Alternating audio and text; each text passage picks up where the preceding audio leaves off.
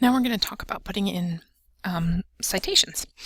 So I'm going to go to the References tab and I'm going to go to Manage Sources. There are a couple of different ways you can do it.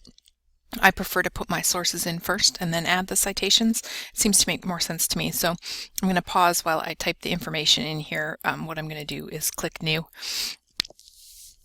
I guess before I pause, I want to show you a couple of things. I, by default, am using APA. If I wanted to use a different source, a different style, I could do that. I prefer APA. When I do papers, that's the style I have to use, so that's what I have by default. I think the book is using MLA. I just want to tell you as a little heads up that if you have to use Word for formatting a paper for a class, not all instructors agree with the way Word does its MLA or APA formatting. So just something to sort of watch out for. So I'm going to switch back to APA and I'm going to manage my sources and I'm going to put a source in here. I have lots of choices. This is what's really cool about it, is maybe you don't know what different items you have to include when you're citing a source, and so it gives you different choices here. So if it's a website, it automatically gives you the information that you need to put in if you're going to cite a website. Electronic source, it has all different options. They're not just books. So most typically I am citing websites actually, and I'm using the information from the book on page 375. I'm going to go ahead and enter it in. I believe it's actually a book, but I'm going to enter it in as if it were a website. So I'll be back in just a moment. I changed my mind. We're going to talk our way through this.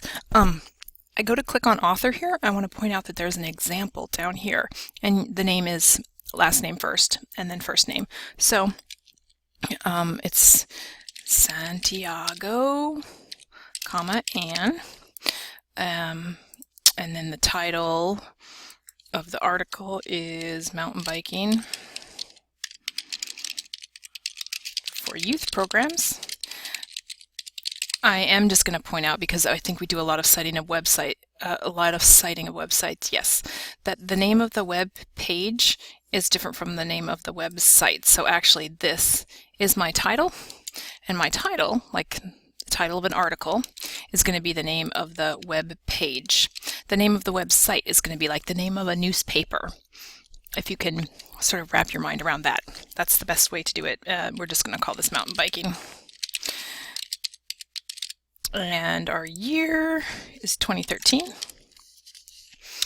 And I'm just going to pick a month because it doesn't really match what is in the book here. So let's say it was published in January, and we'll say 30th. I'm going to make up a URL. Mountain bike dot, if I could spell, for example.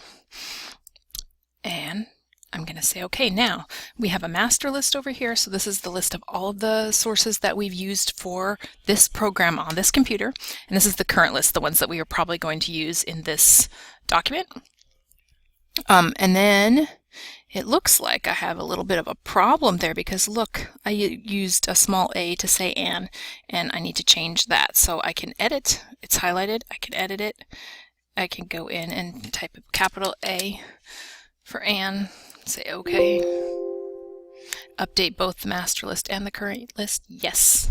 And that looks much better. So this is typical APA formatting with last name, first initial, the date written out like that, the title in italics, and then where it was retrieved. Sometimes you need to put the date that you retrieved the information on as well.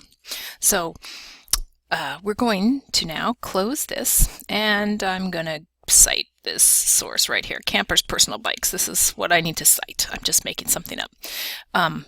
And then we're going to insert a citation, and we're inserting this citation. Actually, I need to put it right at the very end of the sentence, right there. That's my citation, and this is how it should be cited in APA format, last name, comma, and the year. Now, I'm going to go to the end of my document, and I'm going to put in a works cited. So I'm just getting to a clear spot here, so I hit enter twice. And here's our bibliography. Usually you'd put on a separate page. You have a choice of how you're going to put it in. Some people want it to be, some instructors will want it to be works cited or references, bibliography. I'm going to call mine works cited, and I'm going with this style. And there, if I had more items, it would put them there, but there it is. Usually it's on a new page, so if you remember from prior videos, we can insert a page break right there, and then our works cited is all on its own on a page in the proper format for the most part.